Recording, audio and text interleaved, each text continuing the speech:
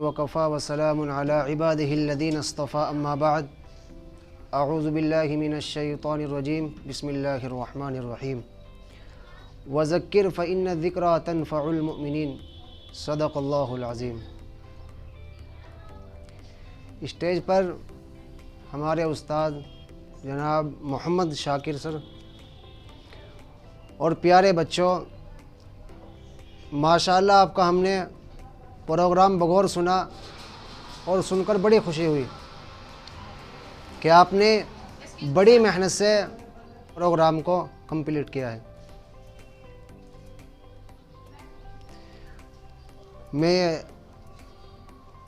عالم بھائی کا بھی بہت شکریہ ادا کرتا ہوں کہ ماشاءاللہ عالم بھائی بڑی محنت اور جستجو سے محنت کر رہے ہیں اور بہت اچھا لگا۔ ایک شاعر یہ کہتا ہے کہ اپنی آزادی کو ہم مٹا سکتے نہیں، اپنی آزادی کو ہم مٹا سکتے نہیں، سر کٹا سکتے ہیں لیکن سر جھکا سکتے نہیں۔ پیارے بچوں، یہ جو آزادی ہوتی ہے یہ آزادی بڑی ہی بہترین چیز ہوتی ہے۔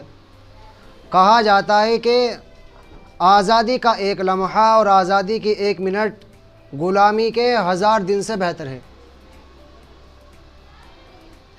آج پورے ہندوستان میں یہ دو بڑے اہم دن ہوتے ہیں، ایک 15 اگست اور ایک 26 جنوری، کہ پورے ہندوستان میں اسکول ہو یا مدرسہ ہو کہ ہر جگہ ان دونوں خوشی کے دن کو منایا جاتا ہے۔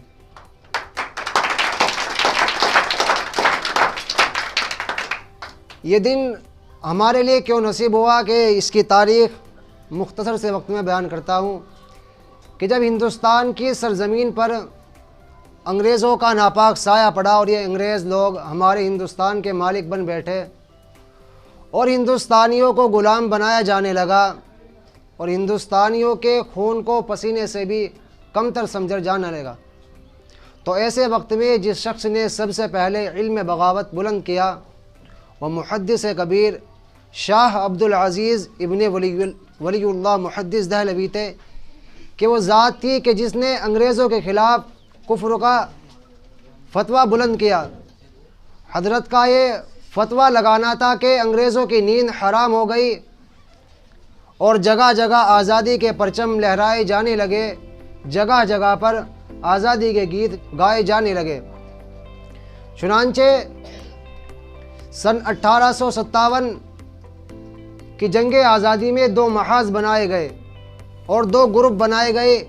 ایک گروپ کے قائد لیڈر حضرت جعفر تھانیسری رحمۃ اللہ علیہ تھے، جن کو امبالہ پر قائد بنایا گیا، اور دوسرے گروپ کے قائد حضرت حاجی امداد اللہ مہاجر مکی رحمہ اللہ تھے، ان کو شاملی میں قائد بنایا گیا۔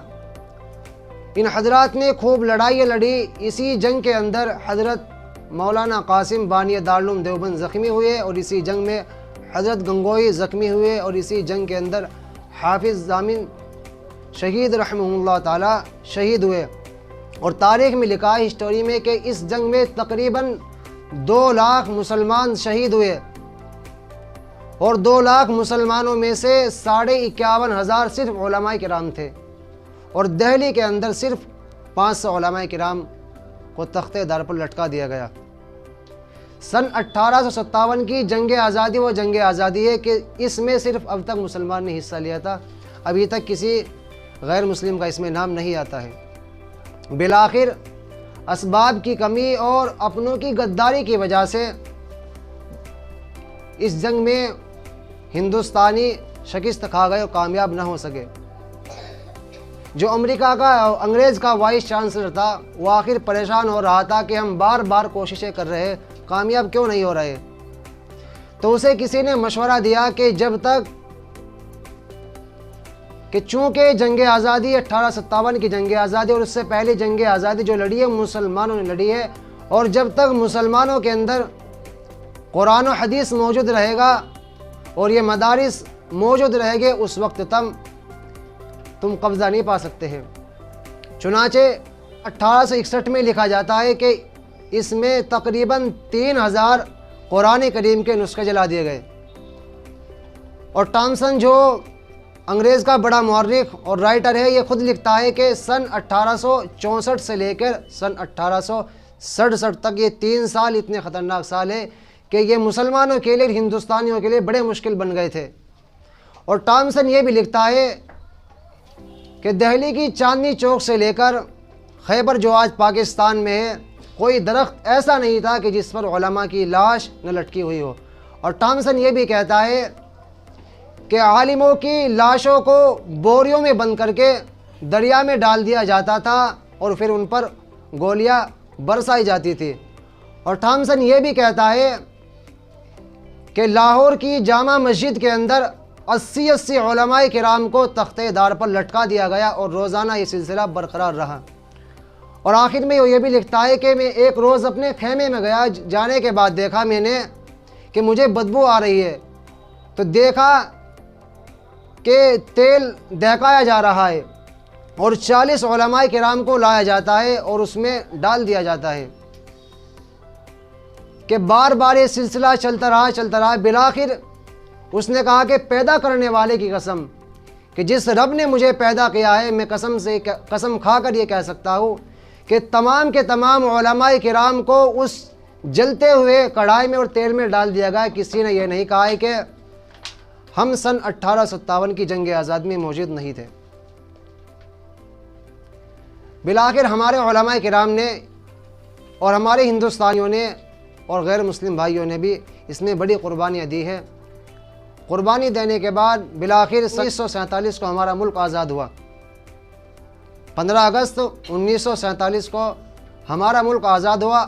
آزاد ہونے کے بعد اب ملک کے اندر افراتفری مچی کہ آخر ملک کے امن و امان کو کیسے باقی رکھا جائے، کہ اس میں مسلمان بھی ہے، ہندو بھی ہے، سکھ بھی ہے اور عیسائی لوگ بھی ہے، اور کیسے اس ملک میں رہ کر زندگی بسر کرے۔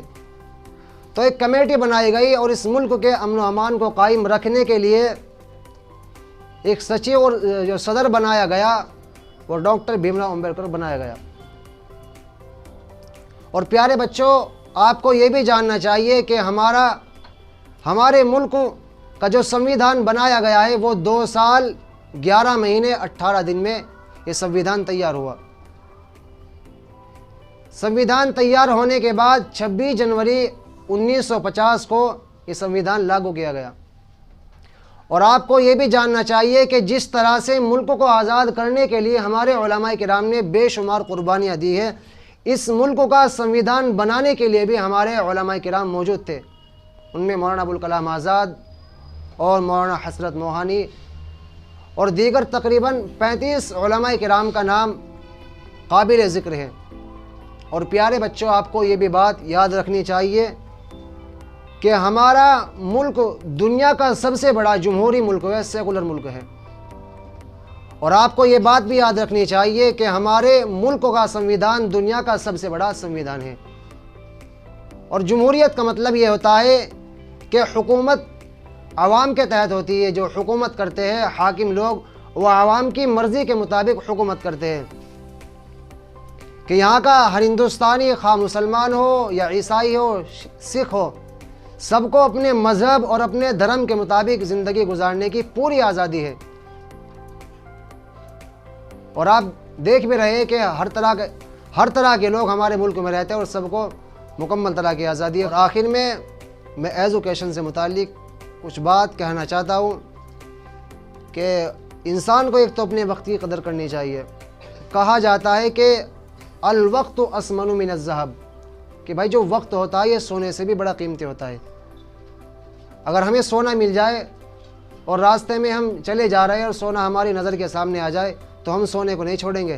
کہا گیا ہے کہ جو وقت ہوتا ہے، یہ وقت ٹائم، یہ سونے سے بھی زیادہ قیمتی ہوتا ہے۔ تو ہمیں اسے اپنے وقت کی خوب قدر کرنی چاہیے۔ ایک بزرگ کے متعلق آتا ہے کہ کوئی آیا کہ حضرت ہم آپ سے ملنا چاہتے ہیں، تو انہوں نے کہا کہ بھائی میرے پاس ٹائم نہیں ہے، کہ اگر آپ مجھ سے ملاقات کرنا چاہتے ہیں تو یہ جو گھڑی لگی ہوئی ہے اس گھڑی کے ٹائم کو بند کر دیجئے۔ یعنی ان کے پاس 1 سیکنڈ بھی ملاقات کرنے کے لیے نہیں تھی۔